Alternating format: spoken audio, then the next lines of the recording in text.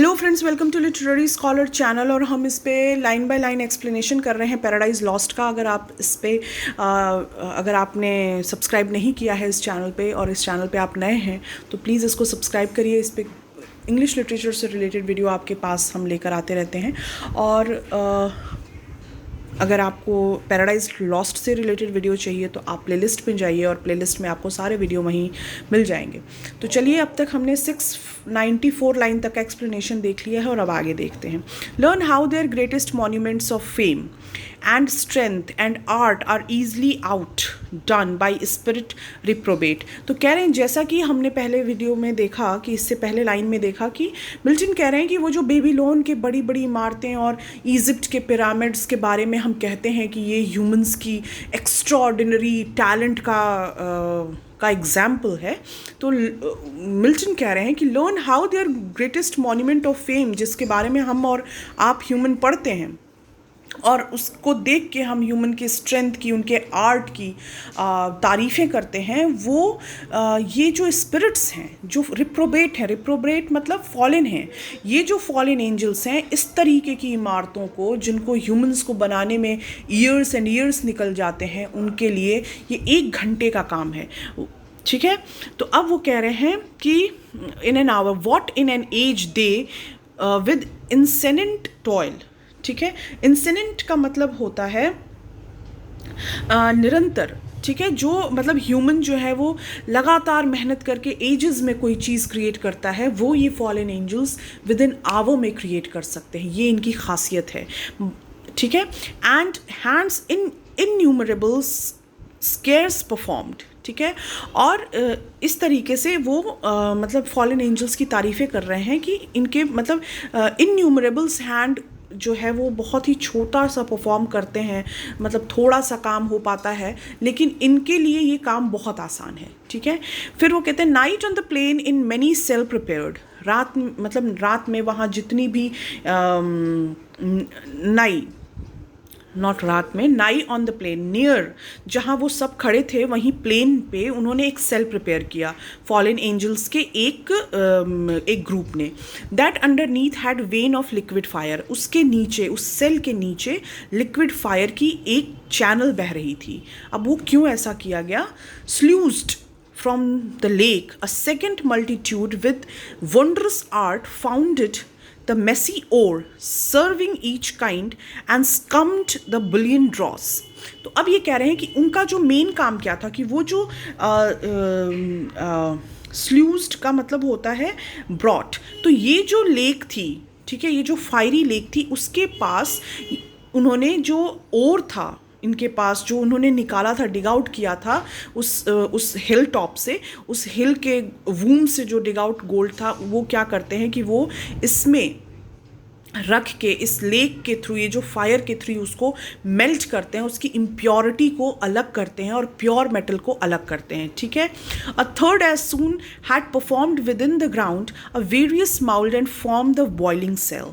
तो अब ये क्या कह रहे हैं कि तीसरा जो है, ठीक है, तीसरा जो ग्रुप होता है वो क्या करता है, वो एक ऐसा सेल, ऐसा बॉइलिंग सेल बनाता है जिसमें से ये जो प्योर मेटल जो पहले वाले ग्रुप ने बनाया था उसमें से, मतलब दूसरे ग्रुप ने बनाया था, उसमें से बहुत आसानी से पास हो जा रहा था। ठीक है, एक इस तरीके का स्ट्रेंज बॉइलिंग सेल को इन्होंने मोल्ड किया जिसमें से विद इन द ग्राउंड के अंदर वो इतना खूबसूरत वो सेल बनाया कि आसानी से वो जितने भी प्योर जो मेटल था वो एक एक कोने में आसानी से घुसता चला गया। कैसे? जैसे कि एज इन एन ऑर्गन, जैसे कि ऑर्गन मतलब यहाँ पे म्यूजिकल ऑर्गन के बारे में कहा गया है। From one blast of wind to many row of pipes and sound board breathes. ठीक है, जैसे कि कोई भी अगर ऑर्गन होता है, म्यूज़िकल ऑर्गन होता है या म्यूज़िकल इंस्ट्रूमेंट होता है, अगर आप उसको देखें तो बहुत आसानी से उसमें छेद होती हैं। जैसे बांसुरी ले लीजिए, तो बांसुरी अगर आप देखेंगे उसमें मल्टीपल होल्स होते हैं ना, तो उसमें से एयर कितनी आसानी से पास होती है और एक बहुत ही ब्यूटीफुल साउंड उसमें से निकलती है। उसी तरीके से इन्होंने क्या किया कि उस पूरे मेटल को एकदम स्मूथली, उन होल्स को, एक एक होल्स को उस बॉइलिंग सेल के अंदर से निकाला और एक एक होल्स को जो है वो भर दिया. एनॉन आउट सून, एनॉन का मतलब होता है soon, of the earth a fabric huge rose like a exhalation. तो जैसे ही ये सब कंप्लीट हुआ प्रोसेस, तो बहुत ही जल्दी अर्थ के अंदर से, अर्थ के भीतर से एक बहुत ही बड़ा, ठीक है, एक ह्यूज एक्सलेशन, एक्सलेशन का मतलब वेपर जैसे बाहर आया. क्या? एक पैलेस विद अ साउंड, बहुत ही तेज साउंड के साथ. A dulcet symphonies and the voice sweet built like a temple. और वो एक साउंड के साथ, एक वॉइस के साथ वो नीचे से निकल के आया. क्या? टेम्पल जैसा कुछ, बिल्ट लाइक अ टेम्पल. और टेम्पल के समान वो बहुत ही विशाल, बहुत ही बड़ा मंदिर का आकृति, मतलब टेम्पल का शेप ले लिया. जो भी चीज़ उसमें से, जो मेटल जो है वो बाहर आए, और वो मेटल जैसे बाहर आए वो एक टेम्पल के शेप में आ गए. अब क्या करें? Where the pilasters round were set, और उसके इर्द गिर्द जो थे वो लॉट्स ऑफ पिलस्टर्स, मतलब पिलर थे, पिलर खड़े हुए थे उसके अर्द. And Doric pillars overlaid with the golden आर्किट्रेव.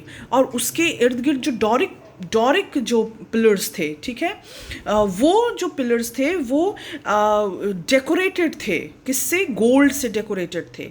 ठीक है.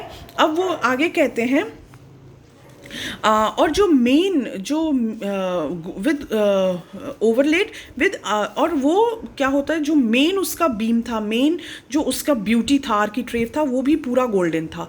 नॉर डिड देयर वांट क्रॉनस और फ्रीजी विद बॉसी स्कल्पचर्स ग्रेवन. ठीक है. और उसमें वो कह रहे हैं कि ऐसा खूबसूरत, ठीक है, उस पर खूब सुंदर सुंदर नक्काशी बनी हुई थी. फ्रीजेस मतलब खूब सुंदर, क्या कहते हैं, हाईएस्ट प्रोजेक्शन दिया हुआ था उसमें. फिगराइन बहुत ही खूबसूरत उसमें बनाई गई हुई थी. और जो उसका पूरा रूफ जो था वो इम्बोज्ड ऑफ द फिगर्स थे. उस पर बहुत ही खूबसूरत जो है वो चित्रकारी की हुई थी. ठीक है. Yes, the roof was fretted gold. ठीक है, गोल्ड से खूबसूरत उसमें जो है डिज़ाइन बनाई हुई थी, उसकी नक्काशी, उस पर चित्र बनाए गए थे. Not Babylon not great Alcairo such magnificence equalled.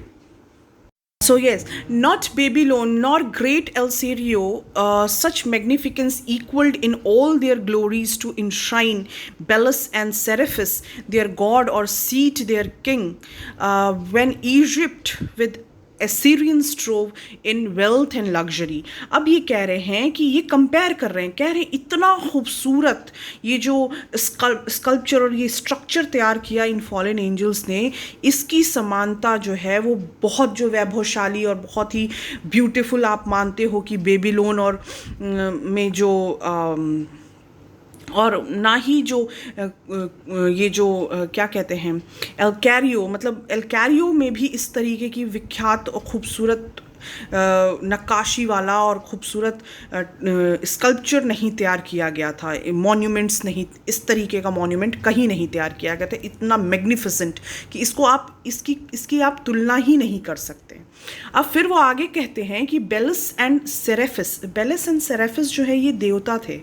ठीक है. और ये जो देवता थे ये बेबीलोन और एल्सीरियो जो है यहाँ के देवता थे. तो वो कह रहे हैं कि इन्होंने जो अपने देवताओं के लिए जो मंदिर बनवाए, बेलस एंड सेरेफिस के लिए जो मंदिर बनवाए, और वो जो इजिप्ट के लोग हैं उन्होंने जो एसीरियंस वेल्थ और उनके लग्जरी के होने के बावजूद भी जो अपने राजा के महल बनवाए, वो भी इस जो स्कल्पचर इन फॉलन एंजल्स ने बना के तैयार किया है, ये मॉन्यूमेंट जो इन्होंने बना के तैयार किया है, उसके आगे ये सब कुछ भी नहीं है. मतलब आप इनको कंपेयर ही नहीं कर सकते. ये जो अपने आप में एक ग्रेटेस्ट अचीवमेंट माना जाता है, ग्रेटेस्ट मॉन्यूमेंट माने जाते हैं ह्यूमन हिस्ट्री के, वो इस जो सामने हमारे, मतलब वो कह रहे हैं मिल्टन, जो ये खड़े किए हैं, इन्होंने जो मॉन्यूमेंट खड़े किए हैं, इन फॉलन एंजल्स ने जो मॉन्यूमेंट खड़े किए हैं, वो मतलब ये कहीं उनके सामने खड़े ही नहीं हो सकते.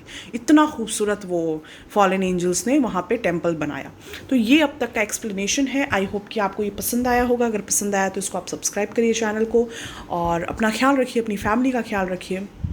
Next video I think so कि 2-3 और वीडियो आएगी और आपका पैराडाइज लॉस्ट बुक 1 ख़त्म हो जाएगा। तो चलिए अपना ख्याल रखिए, अपनी फैमिली का ख्याल रखिए, खुश रहिए and thank you for watching this video.